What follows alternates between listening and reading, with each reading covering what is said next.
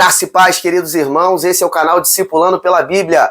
Eu sou o pastor Bruno Pinho, estou aqui com muita honra, alegria e satisfação de poder compartilhar o pão diário com o seu coração. Isso tudo aqui, queridos, é muito simples, é uma mesa, um celular e um pão, a qual a gente compartilha diariamente, de Gênesis a Apocalipse, de janeiro a dezembro, com porções da palavra de Deus, ok? Depois, no final, eu dou uns recados para você. Curte, compartilha, comenta, segue esse canal. Todo dia tem conteúdo de uma porção nova da palavra de Deus para você, ok?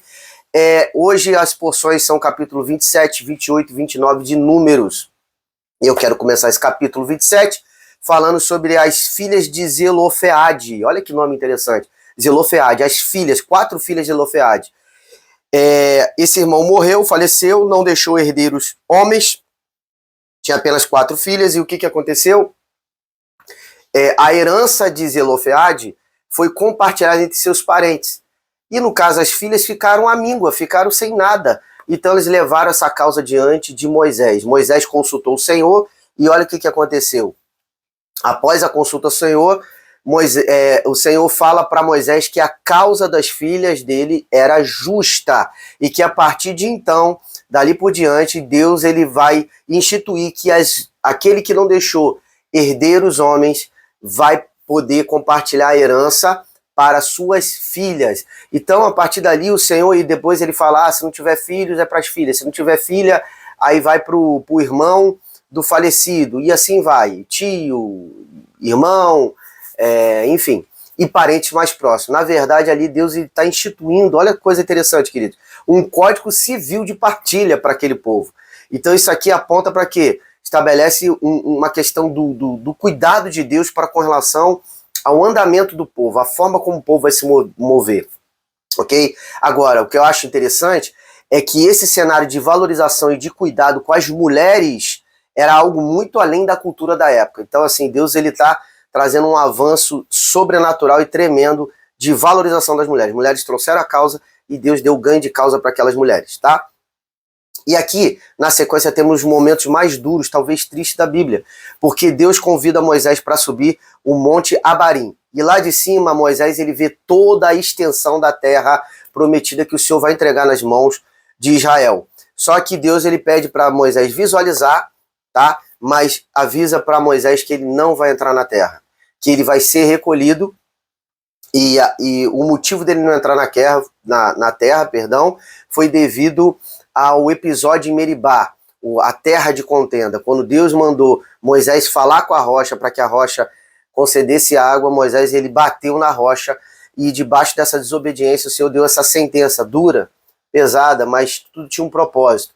E aí você começa a desmistificar o coração de Moisés, que apesar dessa sentença dura, dessa situação difícil, né? De que ele lutou tanto, arrastou aquele povo meio deserto durante muitos e muitos anos, e na hora de entrar na terra ele é embarreirado.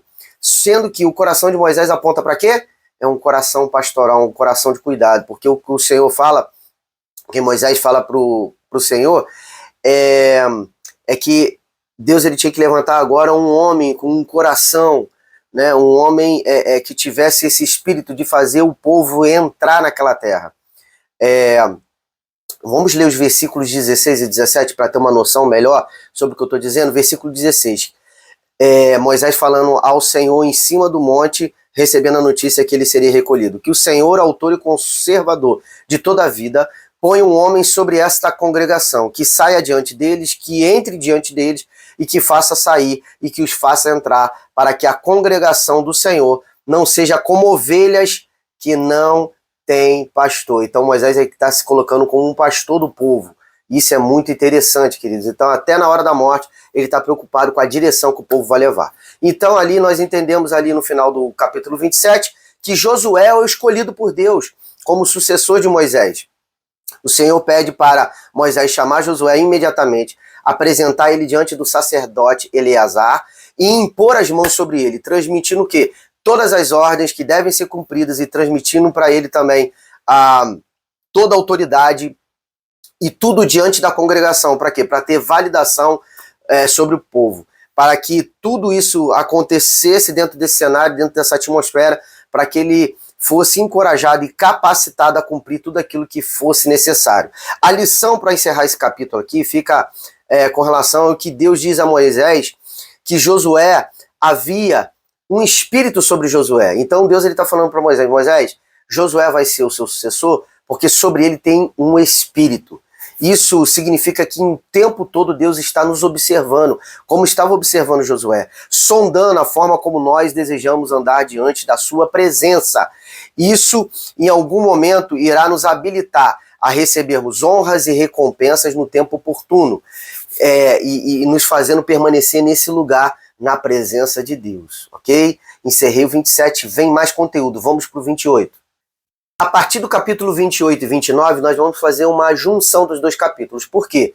Porque nesses dois capítulos, do início ao fim, o Senhor está relatando orientações especiais com relação a todas as ofertas, holocaustos, ofertas dadas nos tempos de festa, todas, amarra todas as ofertas e entrega ali e fala diante do povo. Então, por que é isso necessário? Porque está tendo uma sucessão.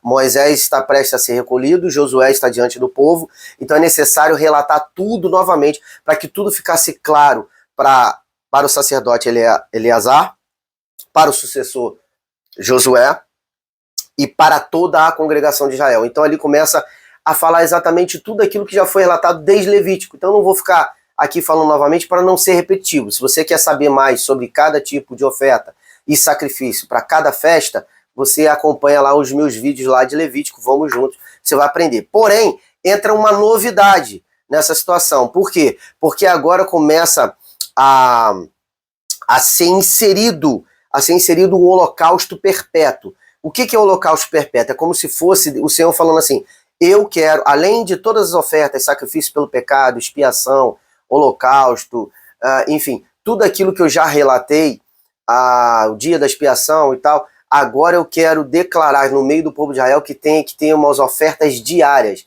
que ele coloca como holocausto perpétuo. Então, a cada dia, a cada manhã, vai ter que ser sacrificado 2 animais. Eu vou trazer aqui para vocês. 2 cordeiros, sendo um de manhã e outro ao final da tarde, sempre, todos os dias. E além disso, juntar a questão da libação, que é a farinha misturada com azeite. No sábado, o que muda é a quantidade de farinha e azeite que vai ser libado, aspergido e queimado junto com as ofertas, entende? Então, além de tudo aquilo que o Senhor já instituiu, ele agora institui também uma oferta diária para o povo fazer. Outra instituição de oferta, vamos dizer assim, que não tinha sido tão especificada, são as ofertas mensais, o que ele chama de ofertas da festa da lua nova. Por que lua nova? Porque Israel seguiu o calendário lunar. E o calendário lunar, o ciclo da lua, ele é completado em 29 dias e 12 horas, é quase que um mês. Então é como se fosse, virou um mês, vamos ter essas instruções de ofertas mensais.